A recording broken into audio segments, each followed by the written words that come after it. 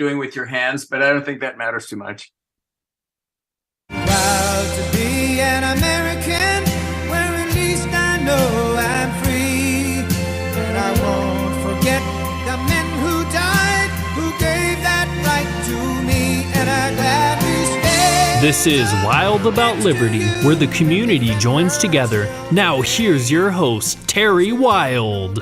You are not going to want to miss this show today. We're going to be talking to Rabbi Amnon Shor. He is a local rabbi, but he's also a Messianic Jew. So he has 1 foot in the Old Testament, 1 foot in the New Testament. He probably knows a lot of both of those things. And so, Rabbi Shor, tell us a little bit about yourself and your ministry here in Fresno County. Thank you for having me, Terry. I have both feet in the Bible. Yes. What I call, there's no such thing, but that's okay.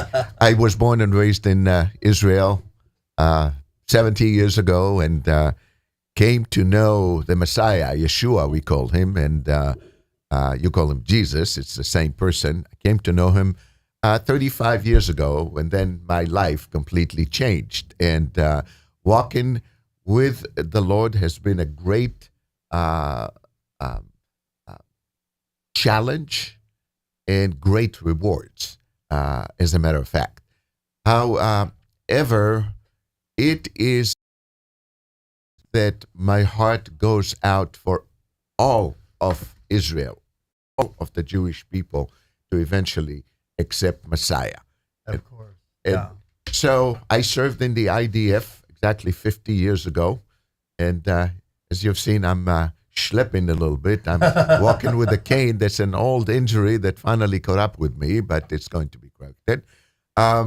However, this is something what's happening in Israel right now and what happened last month on October 7th.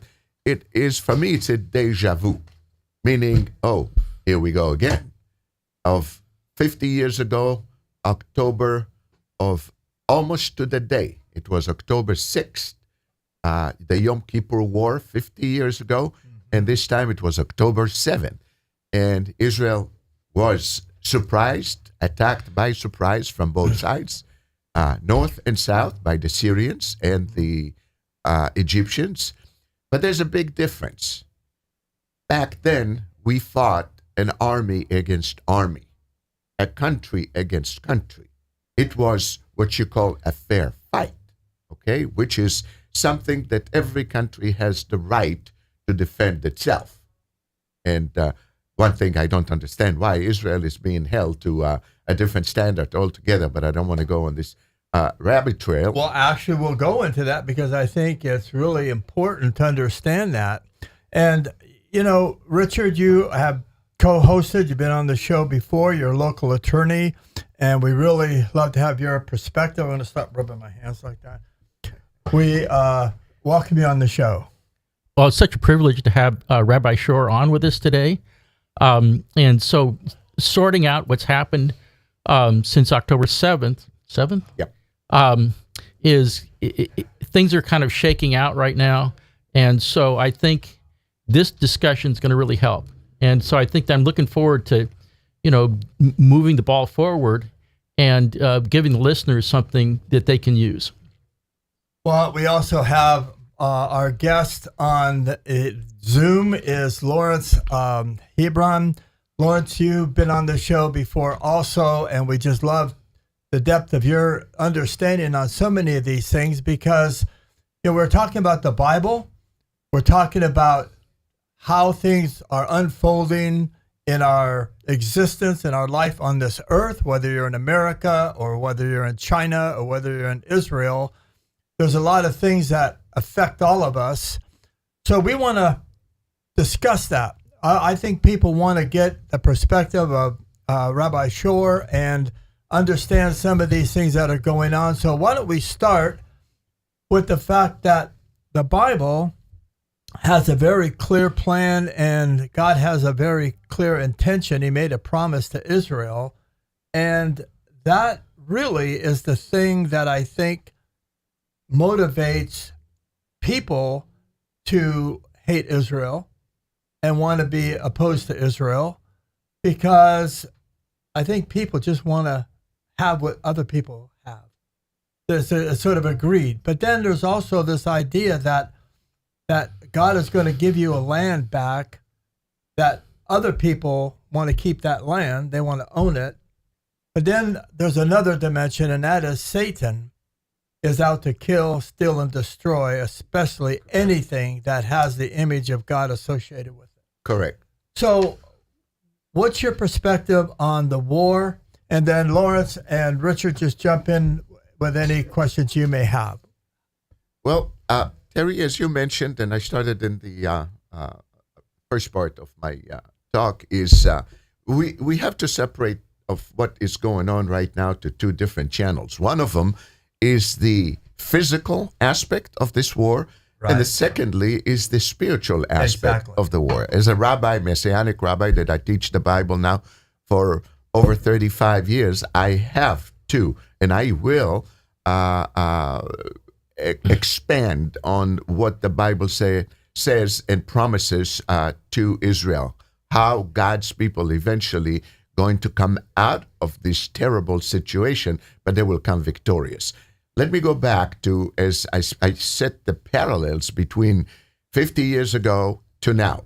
Now, last October 7th, those savages, the monsters, terrorists of Hamas, came in various ways that they managed to infiltrate and break through a very strong defense line, which is absolutely flabbergasting how they made it. And they pillaged the villages around, the kibbutzim around, the little townships, and they raped women, they beheaded women and children. And in fact, there was one horrific scene whereby a young mother, she had a 6-month-old baby, they raped her, they put the baby in the oven and turned the oven on, and then let her hear the screams. Then they killed her. The baby screamed. Then they killed her and beheaded her. Look, friends, this is no difference than Nazis. You know, that's the closest one that we can compare it to a 1930 Europe. And with that, Israel, this is what actually, in many ways, it united Israel. Israel in the past year was literally, there was total disunity. There was a left and a right and a center and the religious and the secular, and you name it. It came close to a civil war. Many were talking about it. And somehow I knew that God will not allow that to happen. And now I would say 99.9% of the Israelis are all united in order to defeat evil. But you know what I'm thinking people want to know is Hamas and Iran planned this whole thing. And they're not real stupid people. They know that if they were to do that, what they did, it's going to create consequences. My question is, why? What's their end game? Why are they provoking this whole situation? Go ahead. Yeah. The articles, I follow the news and I have a daily news update. The article that I thought was most helpful was the article that said if normalization of relations between Israel and the Arab states is sidelined by this, then Iran will have won. So this is Iran's desperate attempt to sabotage relations between Israel and the neighbors. Israel has been normalizing relationships with all of the neighbors. The neighbors view Iran as the destabilizing bad actor. So it's the neighborhood bully. Yes.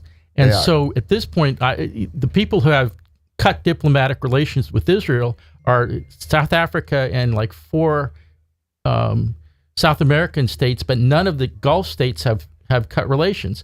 And I understand the secret back channels are they're basically, the Gulf states are rooting for Israel. So this is a great opportunity to sort of flush out the anti-Israeli forces in that neighborhood and in America. Well, you know, the other layer to this whole thing is that the Muslim world is divided also. So the Arabs and the Muslims, the Sunnis, have their own problems with each other. And Lawrence, you wrote a book on this. And how do you see that part of it playing out and what's going on right now from the Muslim perspective? Well, that's really kind of the critical thing here. A lot of people seriously misunderstand Islam. I think a lot of people in the Western world and even among the Christian community think that, well, Islam is kind of like us, just a little bit different. You know, we have the Bible, they have the Quran, we have Jesus, they have Muhammad, we have Abba, they have Allah. And so they're really quite similar. And that is completely wrong. It is completely wrong. And when you look at the behavior here, the pastor or the rabbi mentioned something about deja vu. This is going to be something that continues to happen as long as Islam is around. For Correct. 14 centuries, they've been doing the same stuff. Right. And if you look at, see, you have to understand, without getting into a long dissertation about the nature of Islam, just a couple of critical points. Muhammad is the model Muslim. He is the one that everyone is supposed to emulate. So if he said it, you should believe it. If he did it, you may do it too. And just a couple of quick remarks that Muhammad made. At one point, he said, kill any Jew that falls into your power. He also said, kill the polytheist wherever you find them. Now, polytheist is the nickname that Muhammad used for Christians because he believes, since we believe in Father, Son, and Holy Spirit, he said, well, that's really three gods. You're polytheist. So notice he says, kill the Jews, kill the Christians, wherever you find them, all of them. And that's been a dictate for some 14 centuries now. Muhammad's answer to virtually every problem was kill it. And we have this cute little bumper sticker you've probably seen made up of various symbols, starting with the crescent moon and ending with the cross of Christ, and it spells out coexist. I'm afraid this is not an option with Islam. It is a very radical, determined, aggressive religious and political system. And we have to understand that.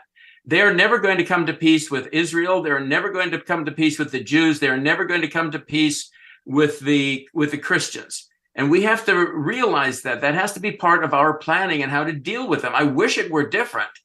But Muhammad gave all the non-believers, the infidels, the kafirs, the deniers, three options: convert, be enslaved, or die. That's it. There's no coexistence in there. So we have to get tough on this. We have to realize exactly what we're going against, and they are not going to stop. In their mind, they get rewards for just attacking Jews and attacking Christians. It doesn't matter if it makes sense.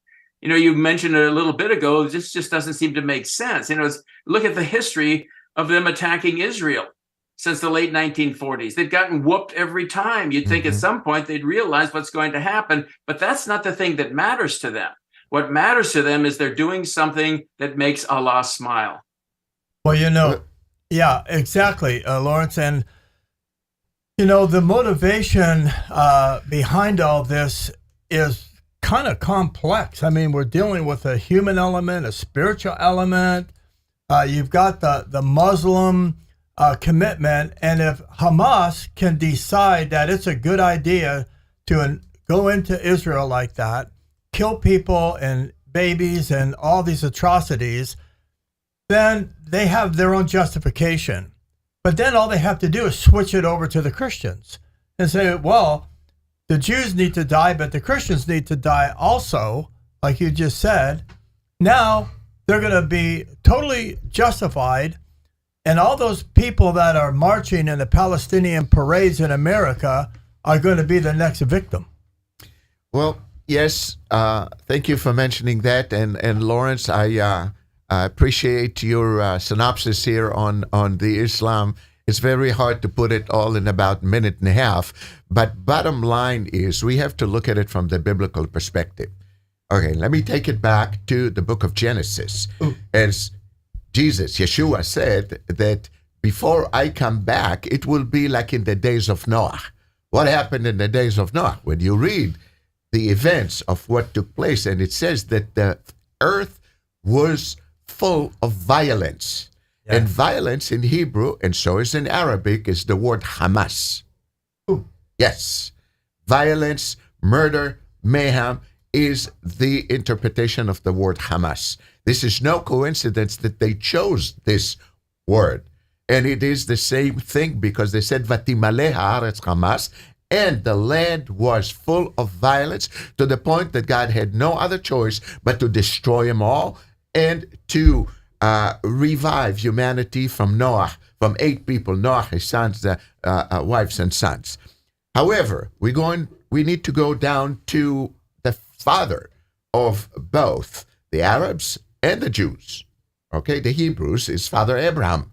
Father Abraham is also the father by faith of And the the Christians. Christians are the seed of Abraham. Of course. So we're all connected. Of course. But this war that Israel and the Christian getting also kind of swept into it because, we have the same God, the same belief and so forth. And Christianity is built on the Judeo-Christian foundation. So therefore, they say, okay, we're going to kill the Jews first, the Saturday worshippers, and then we'll get you, the Sunday worshippers. That's how they think. But the thing of it is, this war is 4,000 years old war.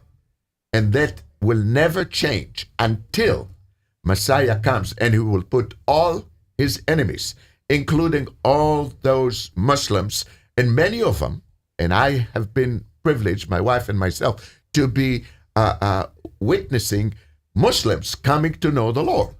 We have seen that. So this is the grace. And God is, I would say, from what I'm seeing right now, the bucket of grace is about to be poured and will be totally empty, and all hell breaks loose. And this is what we're seeing. And let me continue on that. Bring it to those students. They're morons. They're ignorant. Unfortunately, their parents paying so much money for them to be totally uneducated or educated in the wrong direction, and they reading their news from By TikTok. the time they're 5 years old, the madrasas, that's what they're doing is brainwashing. No, I'm talking about Americans. American universities here. That Yeah. hasn't changed. Yeah, Well, one of the things I saw, there was a survey made, one of the, somebody in Fox Channel, and he says, asked a Yale student, he said, do you know where Israel is? And she goes, Europe? Yeah. Wow. Yeah. Do you know who is the Secretary of State? Kissinger? Something like that. These people are living in La La Land, but it is a demonic, satanic spirit in order now to oppress God's people. So But there's a good news, too. There's good news. how do you read that? Well, I think if you look at what's happening, the bad guys got in their first licks, but now you're seeing the adults show up. So the donors at places like Harvard and Yale are showing up and saying, we're done. So the point is, living out, saying, oh, it's there's no hope, we're going to have a war forever, I think it misses 90% of what's going on right now. In other words, in the long run, there's a conflict between Islam and Christianity and Judaism, but in the short run, normalization has been happening in that region. Israel was created by God to be a blessing to the world, and so far, the only people who have tried to stir it up are the Iranians and a couple of socialist countries in South America. So this is something where you can say it's time to run and hide, but I don't think so. This is the time to get tough. We are getting tougher and tougher by the day, Richard. We have ran, okay? My family have been ran out of Yemen, where my family spent about 2,500 years from the first dispersion. They came back to the land between 1929, 1935. Some of my friends, some of their parents got out of Europe at the last minute. And I know I have many friends, they don't have grandmothers, grandfathers, no aunt, uncles, because they have all been burned in the Nazi ovens. But here's the good news. God is a promise keeper. That's it. He gave his word. And he said, when I bring you back to the land, Ezekiel 36, You will never be expelled again. That's it. This is why Lawrence said that they've been attacking us since in the early 40s, and we whoop them every time, and they don't learn because it's satanically motivated. And they will be defeated, the forces of evil. But there must be a hard time, not only for Israel, but the whole world, in order for Messiah to show up. If things are good, everything is hunky-dory, why do we need Messiah then? We don't need it. What will bring the wealthy, educated, top-of-the-line American Jews to leave here? It's like in Nazi Germany. We're Germans, they said. We're Americans. What would get them to go? Fear, anti-Semitism. But, I see that differently because I am blessed to be born in the land. So, being born in the land of Israel, we have become one new generations that we call it like ourselves, the Maccabees. You know what? We're going to go and we're going to get you, right? I've been there. My friends been there. Now, unfortunately, our kids and some of my friends are grandkids, but they are fighting heroically. But let me mention something which is absolutely a great miracle. I've been mentioning that to my wife and the congregation. Not in all the wars that I have seen in my life. I've seen all the wars except 1948, the War of Independence. All the wars, I never seen such an expression of faith, prayer, beseeching God, pleading with him, save us. I mean, high-ranking officer standing there. They bring the Torah. They dance with the Torah. I remember in 2014, there was one lieutenant general that is Orthodox, and he prayed with his soldiers before they went into the Gaza Strip, and he was scolded. I am telling you, like all those liberal, woke people, we have ultra-liberal, progressive in Israel. We have them, unfortunately. But now, I see people that never even stepped a foot in the synagogue all their lives. And they telling stories. I get it every day. I get tons of them. Stories of how they have been saved. Let me tell you a story. Quick story. A group of paratroopers inside Gaza just sitting down to have their lunch. And one of the guys was playing with his weapon, and all of a sudden it discharged. So all of them thought, okay, we're being attacked. And he goes, no, I'm sorry. And they kind of look at him, be more responsible. And they look around, and about maybe 50 yards from where they're sitting, a terrorist came halfway, torso and up, from a pier of a tunnel, and that stray bullet killed him right between the eyes. Oh, my God. Yeah. That's incredible. Another quick one. Just a couple days ago, 3 tanks, the high commander sitting and plotting their way because it's really, really super duper terrible and hard urban warfare. I've done that, but this is way, way more. And so they see in live on their screens 3 tanks, one after another, being blown up with anti-tank missiles. And they all have their faces, you can see their faces, they're all white as snow. And then one of them gets a call from one of the soldiers, and he says, sir, we're okay. He said, what do you mean you're okay? We just saw these 3 tanks, blowing up in the air. And he says, no, listen, there was something we were not sure on the first tank, and we said, you know what, let's just jump out. Right? He said the one behind us saw us doing it. They jumped out from the tank. The third one saw them. They didn't even question. They all jumped out, and boom, all 3 were hit. Now, if this is not, I'm getting goosebumps. If this is not the hand of the living God protecting his people, he says in Psalm 133, he that keeps Israel never slumbers nor sleep. He never tires. He keeps his people. And as long as America continue and the Christians and those that continue, even there's some liberals right now that support Israel, continue to support Israel, God will protect the United States. God will bless the United States. But what we're seeing right now, friends, it is parallel. As I said, there's a biblical and a spiritual, and there is also physical. In the physical, it looks pretty bad. But God's on the throne. He has this plan for his people, and Israel will prevail. Well, that's a great story, and God is on the throne, Lawrence and Richard. And we have this concept of God as Christians where we have this gospel, we take the gospel and we tell everybody about Jesus, then we want them to accept Jesus, and we've lived our life now for 300 and some years in this kind of bubble where we are just living a natural life. And the point is, God supersedes all of that. He's going to make decisions regardless of what we think.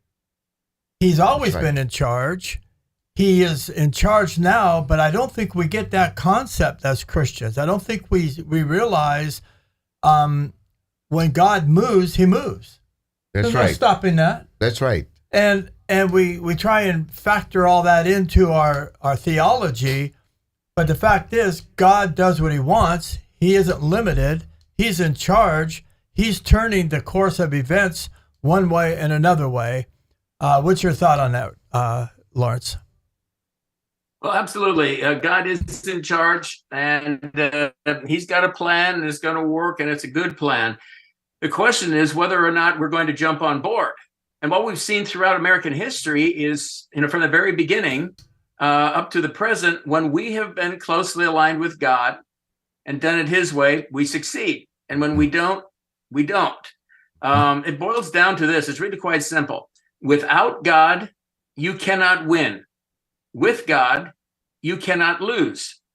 So there's how many words were in that statement, but it all boils down to that.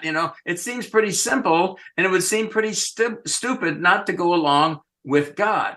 And our founders understood this. I remember in George Washington's first inaugural address, April 30th, 1789, he said at one point, he'd been talking about how you cannot look back on the history that brought us to this day and the establishment of this constitutional republic. So you cannot look back and not see the hand of God. And then he started to look forward from there, and he said, the propitious smiles of heaven, the eternal rules of order and right, which heaven itself has ordained. So in other words, he summarized it very, very quickly. In the past, we honored God, and he honored us, and he took care of us. The job now is for us to continue to do that, because the propitious or favorable smiles of heaven can't be expected if we don't do it his way. Which gives us his blessing. His way is going to prevail, not our way, and we just have to decide if we're going to go with that. Well, I think we have to stop appeasing left-wing anti-Semites. In other words, this is something that's fleshed out, a whole den of people who don't deserve to be feared. We have to basically take it to them and finish up, because anti-Semitism, especially in America, should never happen. That's right. I agree with you 100%. You want to say I wanted something? to ask you a question on top of what Lawrence said. The what's going on today is people are rationalizing events. Mm-hmm. They're saying, well, Hamas was bad, but then Israel's bad too, because they're taking action and doing things as kind of moral equivalency. And yet, if God is in charge and he is dictating events, which I think he is, then with your background in the Old Testament, now we've moved into this New Testament thing. He said he's going to turn his eyes back to Israel. Correct. And when he turns his eyes back to Israel, you mentioned something very important. The dispensation of grace comes to a halt. Pretty soon.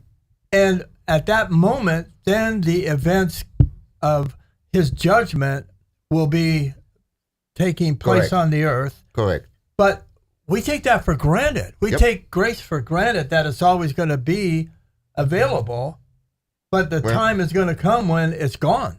Well, God said in both in Zephaniah, in Malachi, in Micah, Zechariah, he said that in Joel, that I am going to shake the nations. I'm going to sift them. And what happened is God is giving the world an opportunity to repent. And Israel is the measuring yardstick for how the world will be judged. And in Zechariah 6, he says, I allowed you just a little bit to kind of whip my people. I'm paraphrasing, but you took the whole, the whole enchilada here, and you caused them a terrible affliction. And so God says, therefore, you will be punished. So what it is, all those that now rising against Israel, they're exposing themselves, you see, and now it's all bets are off. Now we know who is who, right?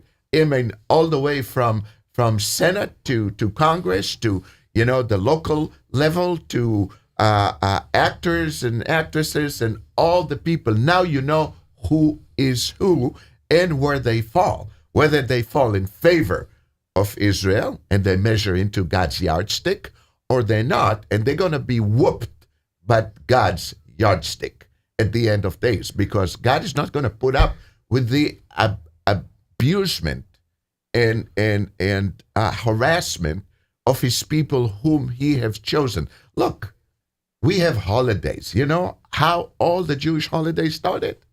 For example, we have Passover. You know why we have Passover? Why we enjoy? Because Pharaoh, right? He came to kill us. God killed him. Now we celebrate for 7 days, right? We have another holiday coming, soon. It's called Hanukkah, right? The Greeks came, and God raised Judah the Maccabee, and they defeated the Greeks, and now we celebrate for 8 days, right? We have another one, the Festival of Esther, and on and on. I'm trying to find out what we're going to call this festival that is coming, because there's another festival coming for us. Well, we're done. I mean, in other words, the idea of appeasing doesn't work. I mean, Jews in Germany discovered that in the 1930s. Progressive people are discovering that right now. In other words, so right now the Democratic Party is in a mess. In other words, you've got a whole bunch of people who said, "Oh, they're not going to come after us." Well, no, they are just hallucinating. Yeah. So the point is, I mean, and the other one's focus. I'm a big fan of Psalm 1, where if you focus on the Lord, you're going to be fine. If you listen to the bad guys, you're toast. Right. So I think we're done. I mean, that's my impression. That particular event was the end. No more two-state solution. No more, coddling, rich kids on Harvard campuses. This is it. Let's look at some specific prophecies, Terry. Couple specific prophecy. One of them is in Zechariah 12 and 14. Read it for yourself, and you will see what happens. Is how God's people eventually win by God's intervention himself, meaning the Messiah. Secondly, Ezekiel 38:39. It's called Gog and Magog. Who is there? The Russians. It's mentioned. Chinese. The Russians and the Iranians. They call the Farsi. The land of the Farsi. This is their language, is Farsi. We call them Parsi or Farsi. And they will be decimated as they come to attack Israel. Read that. It's just fascinating. They will be totally annihilated as they come. They will not even set a foot on the literal land of Israel. God will kill them before they even manage to cross the mountains on the east. What you're saying reminds me of every time they asked Jesus about the times of the end, he said, be not deceived. And what he's really saying there is read the signs of the time. You can see what's going on. You can discern what's going on. Mm-hmm. Mm-hmm. When I was a young man, when I joined the Army, I thought I was going to go to Vietnam in 1964, but I ended up in Dachau. Oh, wow. For 3 years. And so I wasn't saved, and being in that environment and being close to all that took place there, in seeing the brutality and seeing the evil on the level, even then, without knowing anything about God, I wasn't ever in church. I felt this urging in my spirit, and I wanted to understand. Well, you can't understand. You can't understand evil. You can't understand the motivation why people would ever want to do something like that, and until you become aware and you can read the signs of the time. I knew, and I talked to the people in Dachau. I said, you must have known. And they said, just one fast story. They said, well, we did know. When the smoke was gray, they were burning people who had been there a long time because there was no fat. When it was yellow, we knew they were burning newcomers because they had fat. Wow. I mean, so they knew. Gross. And now we have to Evil. read the signs of the time with the Hamas people. You can't rationalize that. You can't justify that. But this is a bigger thing that's going on. We're talking about, is God ready to move? Yes, This he isn't is. about Hamas. This isn't about Iran. This is about, I would stop worrying about the devil. I'd stop worrying about other countries. You better start worrying about what is God's next move. What's he going to do? Because once he does it, it's unstoppable. That's right. And you mentioned, Terry, for me to mention the organization that we have set up. Please. Called Jerusalem Coalition. And you can go Jerusalem Coalition, one word, .org. And we have set up a mechanism in order to receive donations that directly will go to the soldiers. No middleman, no cut in between. It goes straight to the soldiers. And we have been somewhat successful and able to provide some special tactical fighting gloves, that they need, and special pouches that they can put their gears and extra magazines and so forth. Now, but they need a lot more. What was that whole situation where the United States would not let Israel give weapons to the citizens? They put that provision on it. I mean, that's just crazy if that's really true, but that's what I heard. No, that's not true. That's not true. In fact, the regulations and the restrictions have been eased Armed tremendously. civilians? Yes, we have. Israel has a lot of armed civilians because think about it. Most They have people, to. most men and women are veterans, so they have been trained to handle some more training, some less training, but just about everyone have gone through at least 3 to 4 weeks of basic training. Give us that website one more time. JerusalemCoalition.org. Well, And also on Facebook. we urge everyone that would want to help and support Israel to go to that site, and then you'll be back on the show. I hope we can give us a report on how things are going. But what's your take, Lawrence? How do you see the direction that all this is taking? Well, one of the things I want to point out is that Rabbi was just talking about the Jerusalem Coalition. I want everybody listening to think about the word Jerusalem for a minute. It's a 9-letter word in English. It's a 9-letter word. What are the first 3 letters? J-E-R. What are the last 3 letters? L-E-M. What are the middle 3 letters? U-S-A. USA, that's right. The United States must stand with Israel because God stands with Israel. And if we're going to stand with God, then we need to stand with Israel. If we don't stand with God, then let's just wrap it up because we're not going to win. That's right. So in terms of where this is all going, it's going exactly where God wants it to go. And our choice is, do we want to ride along with him, or do we want to end up being overrun by, the whole process? So I choose to go with him. There's 2 nations. I served in, Terry, you mentioned about being in the Army. I served in the United States Marine Corps. There are 2 countries on earth that I would fight for, the United States and Israel. And I would urge all Americans to make that same decision.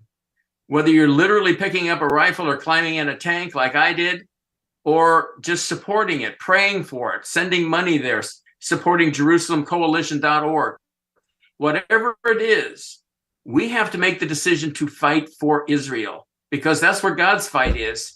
And it's just, historically speaking, it doesn't work out too well if you go against God. Well, That's right. Richard, we're told to work while the day is light. But the time comes when no one can work. So our choice is to move forward with a positive attitude, trusting God and his providence, and doing everything in our power to succeed politically and morally and religiously. Well, the fields are ripe for the harvest. In other words, this is basically opened the eyes of millions of Americans and people around the world. The people who actually support Hamas and exterminating Jews are very small numbers. I mean, it's just tiny group.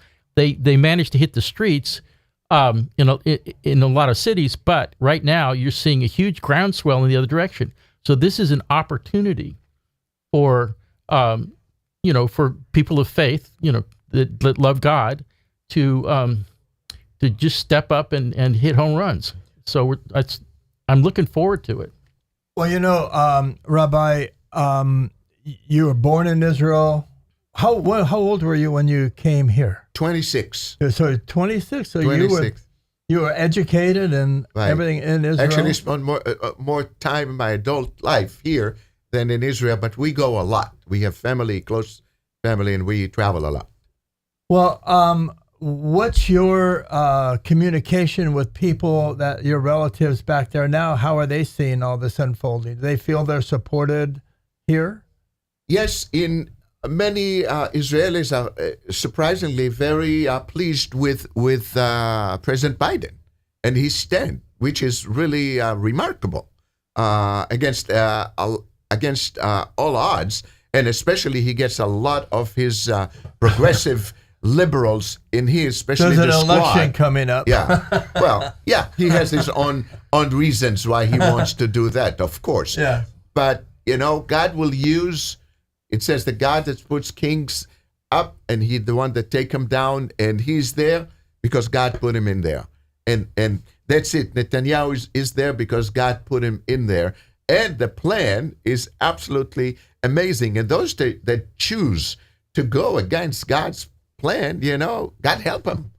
And that's all I can say. They're making a terrible mistake. Well, do me a favor. We have just a little over 3 minutes left. Why don't you take us down to 1 minute? You can watch the clock up there. Yes. And just speak to the people that are listening today. What is on your heart to tell them that you want them to know about this whole situation? Well, thanks, Terry, for the opportunity. I would like to challenge the people. We talked about the 1930s in Europe. Kristallnacht, we just had that a couple of weeks ago. This, as we're seeing now, we're seeing a deja vu. And the question is, those people of faith, are you going to stand? Are you going to stand for what is true and what is right, and not be afraid and intimidated by the evil enemy, and continue to stand with God's people, or are you going to just, go to the back room and not go out there and support God's people? As you said, Richard, we're starting to see a little turnaround, but still, the opposition is super vocal, and they are super funded. And so we need, as believers, to go out. We need to go out. I want to see the pastors. I want to see the Messianic rabbis. I want to see all the believers going out in big numbers and supporting Israel. There was one last week in Washington, D.C., but this is just one. How about I want to see it in every city, every major city in the U.S., and not be afraid. Do not fear, for I am with you, says the Lord. Don't fear. Amen. Well, Richard, this went by as fast as I thought it was going to go by. It's we're down to just a couple of minutes. What's your thoughts closing out? 23rd Psalm, basically, if they're coming against us, we're going to have a feast. That's right. We're in a party, So the point is, you wait it out, you look for the underlying dynamics, and you feel happy. So I'm thrilled to be here with Rabbi Shore and you, Terry. So this is a great opportunity to sort of cheer people up and say, go for it. Lawrence, what are your thoughts? You got about 30 seconds.